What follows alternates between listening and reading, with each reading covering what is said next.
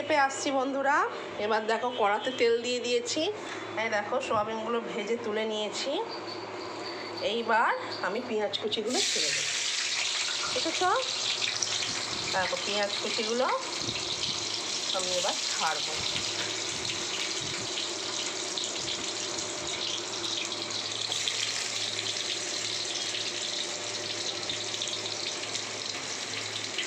পেঁয়াজ কুচিগুলো লাল লাল হলে আমি এর মধ্যে চর্বিটা দিয়ে কষবো।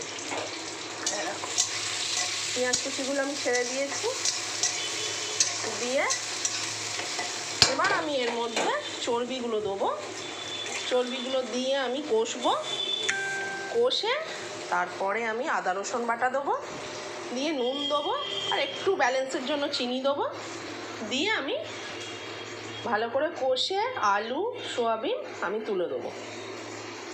দিয়ে ভালো করে কষে জল দিয়ে দেবো। সেদ্ধ হলে গরম মশলা দিয়ে নামিয়ে নেব।